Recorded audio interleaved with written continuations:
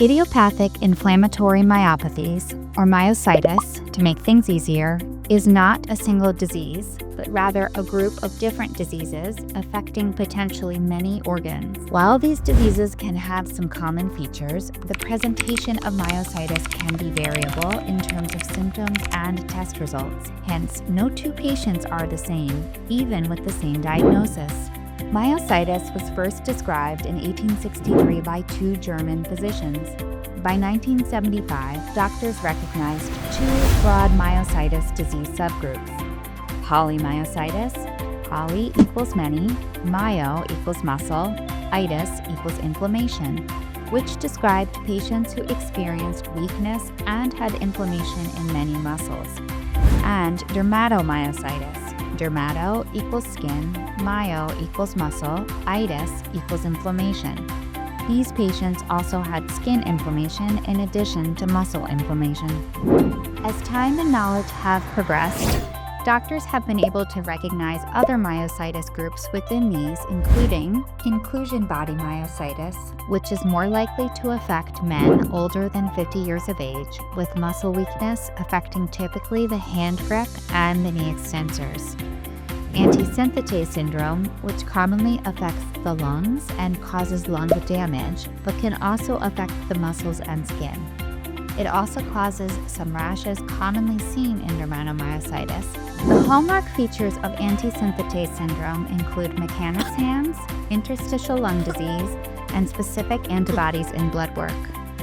Immune-mediated necrotizing myopathy, in which patients experience muscle weakness and often have very high levels of muscle breakdown markers in their blood.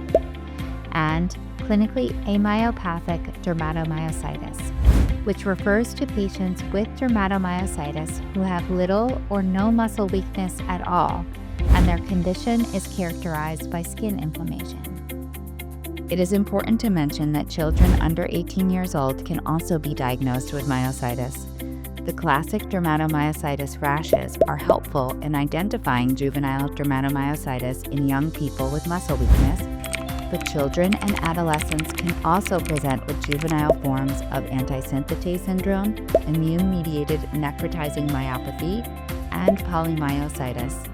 It is also possible that some patients may have muscle weakness and inflammation in association with other autoimmune diseases, such as lupus and scleroderma. Whoa, this is a lot of information.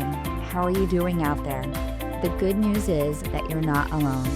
Individuals with myositis count with medical specialists, physical therapists, occupational therapists, psychologists, and others, a whole team to help diagnose and manage their myositis. Most individuals with myositis need a primary care doctor and a doctor with specialized knowledge of the condition. This is usually a rheumatologist, but sometimes can be a neurologist. A rheumatologist is a doctor that specializes in autoimmune and musculoskeletal conditions. Rheum equals rheumatic. Neurologists specialize in nerve, muscle, and brain diseases. Neuro equals nerve. However, if someone has myositis with rashes, they may need a dermatologist. Derma equals skin. Or, if they have lung involvement, they may also need a pulmonologist. Pulm equals lungs. Individuals with myositis benefit from maintaining their strength, so the physical therapist is a key member of this team as well. Because myositis is a rare disease, it commonly requires treatment in tertiary centers of care. Being cared for by a specialist team can improve access to medicines and clinical trials. This is just an introduction to myositis. In the following videos, we will talk more about the different subgroups, treatment, and other important topics. But let's take it one step at a time. Receiving a new diagnosis of myositis can be scary, but you're not alone. There's a whole community of patients with myositis out there. Your medical team will work hard together to help improve or stabilize your symptoms. And don't forget your loved ones, who will be another source of support. Together, we'll take on myositis.